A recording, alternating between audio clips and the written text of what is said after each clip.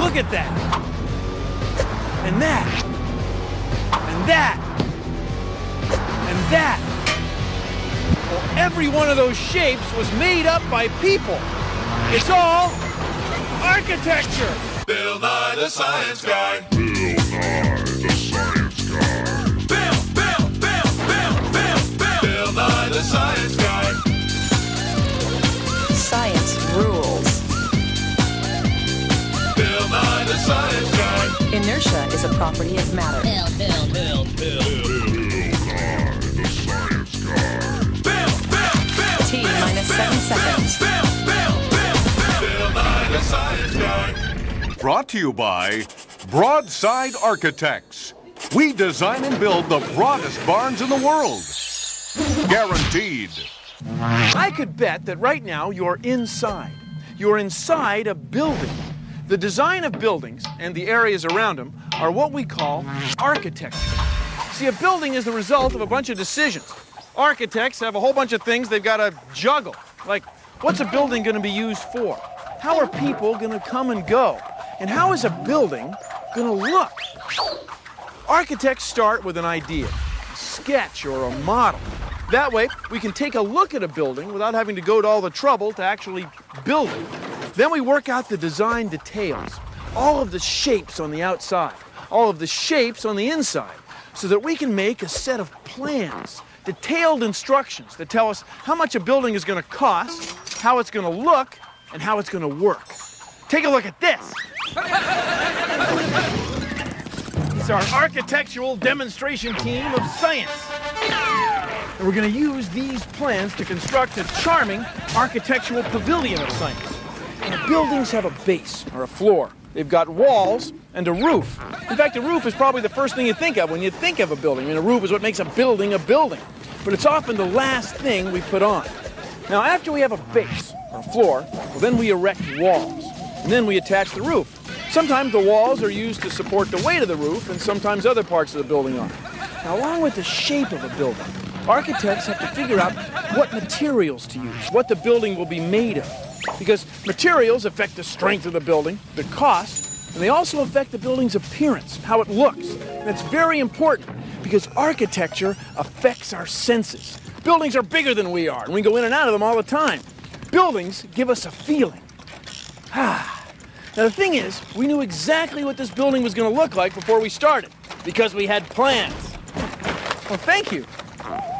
And that's the science and art of architecture.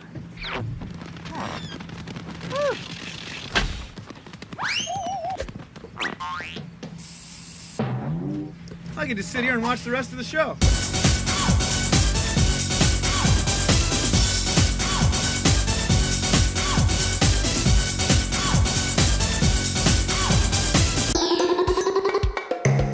Architects know that all buildings need a strong foundation. Here's an architectural experiment you can do at home. Try making a building out of pennies.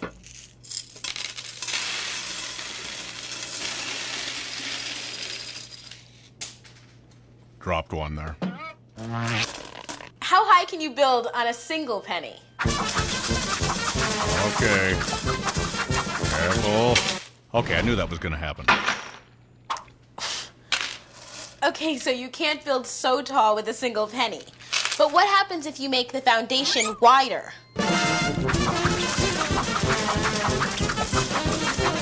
Could you go a little faster, please?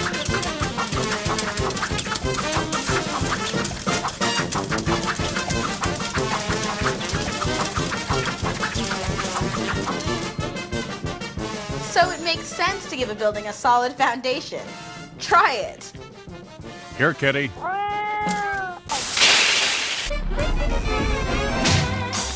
Should have made plans.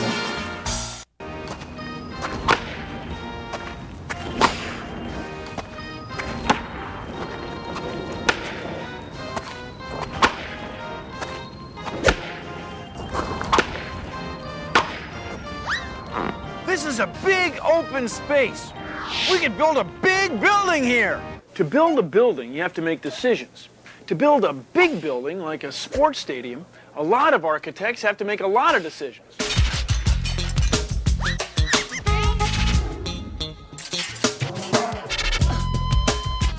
Each person tries to figure out exactly how their part of the building will look.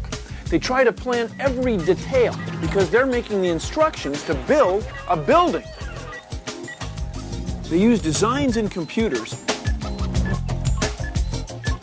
and sketches on paper to generate big drawings that a lot of people can look at the same time. That way they can figure out what parts of the design are working and what parts need to be changed.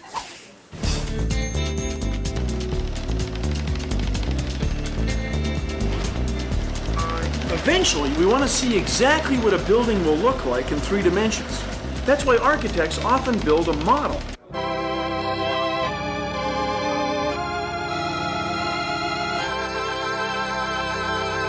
Now this is a working scale model. Everything is exactly the right size compared to everything else. That way we can get an idea of what it would be like to sit inside and watch a ball game, or to drive past it, or to play in there. See, it's much easier to build a model and figure out what needs to be changed than to build a real building and be stuck. It's a process. Every one of these shapes came out of people's heads. It's pretty cool. Swung on and belted! Deep, deep to right field! He's going back to the wall! It is gone! Goodbye, Redskins spheroid! Would you believe it? They've won the game! Think his hat makes my head look boxy? Oh, no. You box head. I like to look boxy. Definitely boxy. Boxy. This is a train station. It has a big clock so you can tell if you're on time from far away. This is a courthouse. It's traditional to go up steps to get inside. Firehouses have big doors so that trucks can get in and out. The size and shape of every building depends on the answers to a lot of questions, like how much land is available to build a building on? Where is the land? In what climate? How many people are going to come and go? What sort of things are going to be put inside? And how much will it cost? See, buildings are going to be around a long time, so we want them to be useful and we want them to look good. Form follows function. Architecture! Form follows function. Form follows function. Architecture! When you look around a building like this, you see windows, walls, floors, and doors. And every one of them, every shape, is the result of a decision that an architect made. Now, architects put their decisions in something like this. It's a set of plans. And the plans are like instructions to build a building. Check this out. See, along with the structure, like these beams that hold the building up, is the infrastructure. Now, infrastructure is from old Latin words that mean the structure underneath. The plans tell us where to run these pipes for the fire sprinkler system. Fire sprinkler system, lighting, switches, drain pipes, heating and air conditioning, and environmental controls. Transformers, air filters, water pumps. It's all infrastructure. Now, without it, the building wouldn't work. And it's all been figured out ahead of time. It's all part of the plan. And the plans tell us where to put the walls. Look out for that broom there. Like, let's say you want to plug something in. Let's say you want to watch television. Well, you got to figure out where to put the outlet. Now, this kind of infrastructure is in the plans. No matter what you're going to build, you first need an idea of what you want, and then what you want it to look like. When the building has been designed, floor plans and construction plans are made so that you can build one house or many of them from the same plan. This church is hundreds of years old, and it's big. Like most of the large buildings built in its time, it's made of stone. Stone is strong, and it stands up to weather very well. But here's the thing. Stone is heavy. So if we build a structure with stone columns, we can't make the stone columns perfectly straight. As they get higher and higher, they start to bow or flex. One side gets squeezed together while the other side gets pulled apart, and the column won't stay up. So you can only build a building like this church so high. Now this building is very tall. That's because it's made of steel. It looks like it's made of glass, but the glass is attached to a steel framework. Now, steel frameworks are much stronger than stone for how much they weigh. See, now this is an I-beam because it's shaped like the letter I. There's a lot of I-beams in a steel framework like that. See, they're very light. Look at all these buildings. Look at all the different shapes and materials. I mean, some of them have flat roofs, tilted roofs, curved roofs, straight sides, curved sides. There's brick, concrete, steel structures, glass. Well, every different shape, all the different materials are a result of decisions that humans made. The whole thing came out of somebody's head.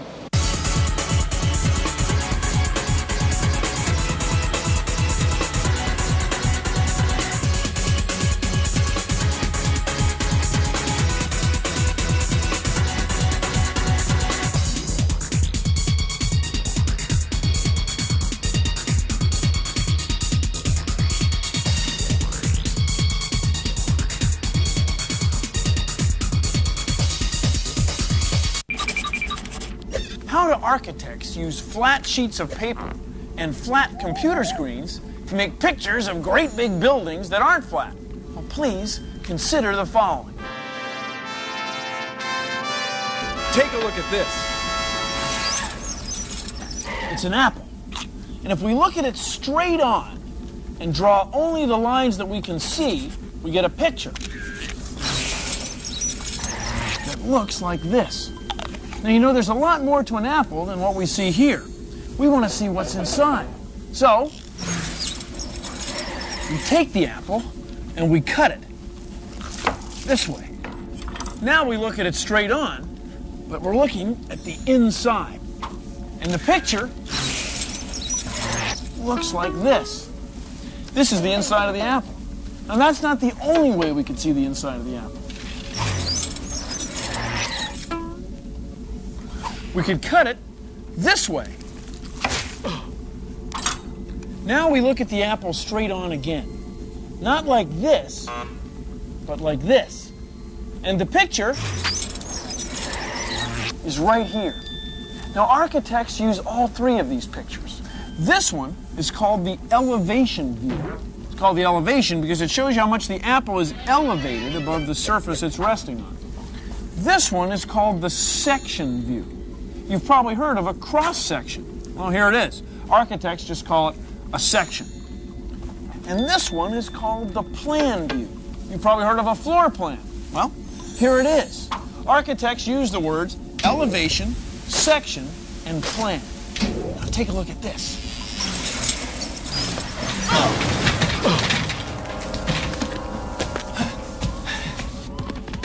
It's the dollhouse of science. When you look at it this way, it's the elevation view. Elevation view. When we look at it this way, it's the section view. Section view. And this is the plan view. Plan view.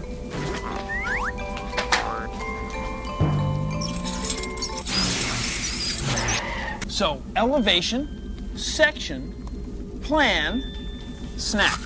Well, thank you for joining me on Consider the following.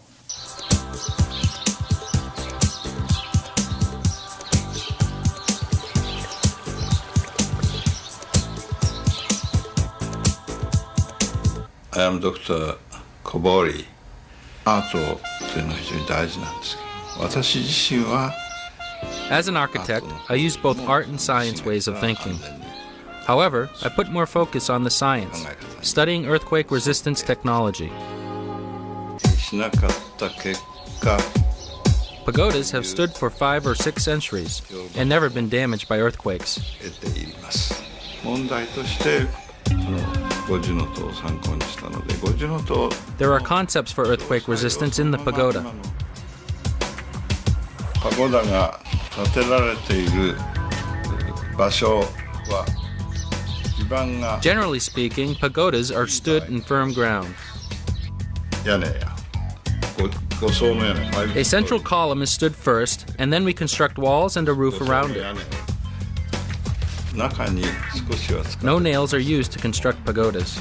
特に古いこのパゴダが Pagodas have a jointed wooden construction that absorbs vibrations of earth's shocks.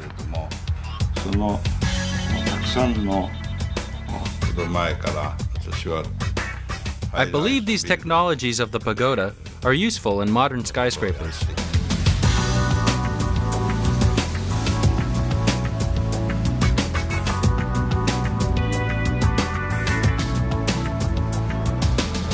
When parallel beams are connected with triangles, it's like the beams get bigger. It's called a truss. Some of the largest roofs in the world are held up with triangular trusses. Arches can hold up roofs too. The weight of everything above the arch gets carried along its curve. Arches leave big open spaces in buildings because they don't need any columns holding them up. The weight of everything above the arch gets carried by the outside wall. A dome works just like an arch. See how this dome is a circle of arches hooked together in the middle? Now, a shape like this can support a lot of weight and leave a lot of space open underneath it. It's a roof. It's a dome. It's science. But it's art. See how it affects the senses? I'm starting to feel dizzy.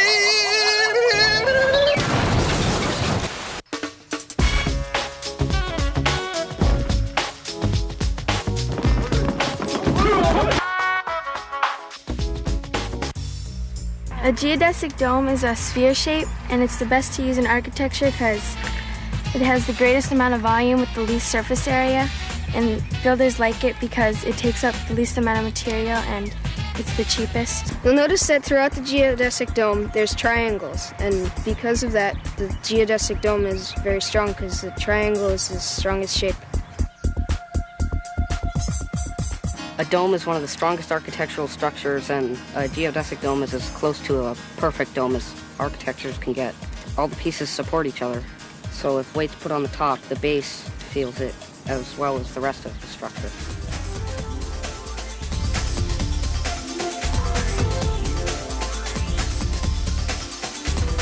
Architecture is science. It's cool. And now the story of the three little pigs. The first little piggy lived in a house of straw. Well, it wasn't just straw. There were straw bales coated with stucco and reinforced with steel bars. Big Bad Wolf huffed and he puffed to blow the straw house down. But the straw house stood firm. Undaunted, the Big Bad Wolf pressed on. He came to the second little piggy's house, which, as you may know, was made of wood.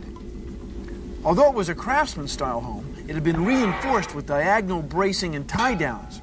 Even the water heater had been bolted to a load-bearing structure. Using the same modus operandi, the Big Bad Wolf huffed and he puffed, but the wooden house stood firm as well. It had been built to code. The Big Bad Wolf went to the third little piggy's house, which was big and made of brick. The wolf took one look at that brick house and he thought to himself, this wolf's mama didn't raise no fool. The wolf didn't even try, and that brick house is still there to this day. Join me next time for another nursery rhyme of science.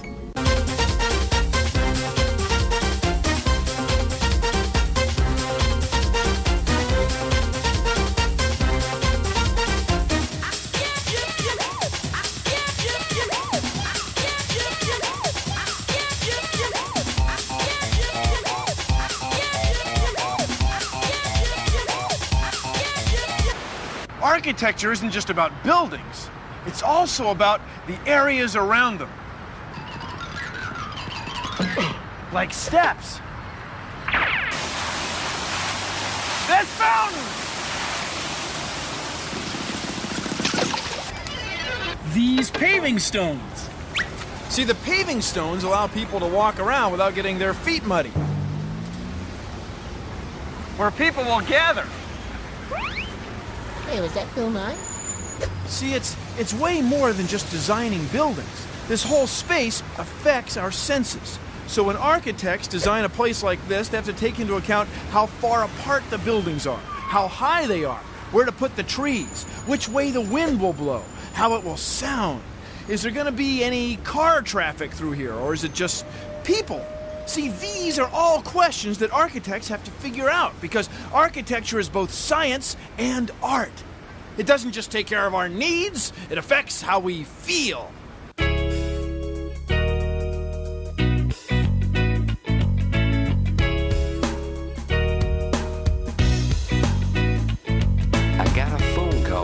Day from a friend of mine, and he said he needed some plans to build a building.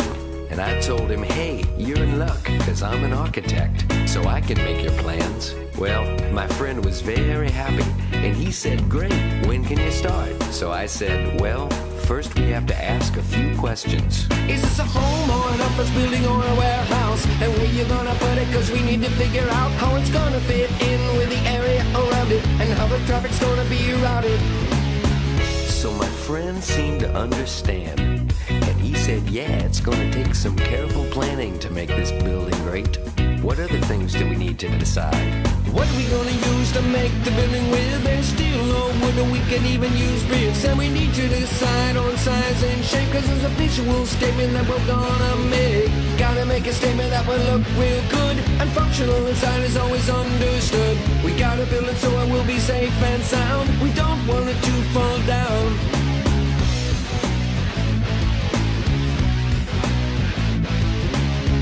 Well, that's our show. Thanks for watching. If you'll excuse me, I've got some pedestrian traffic flow plans to figure out. See ya! Produced in association with the National Science Foundation. Thought to himself, this wolf's mama didn't raise no fool. Although he was employing a double negative. Here we go, 14, 12, here it comes, here it is. When you walk around a building like this, you see floors, doors, windows, and floors and doors. One look at that, and you thought, this wolf's mama didn't raise no fool. Check this out. Both of these are built with the same type of... And then there's the last sentence about they leave big open spaces in the building, so all the load gets spread along because they don't need any columns to hold them up. Oh, sorry, man. Buildings have a base or a floor. Oh boy, we start with a plan. Woo! Oh my.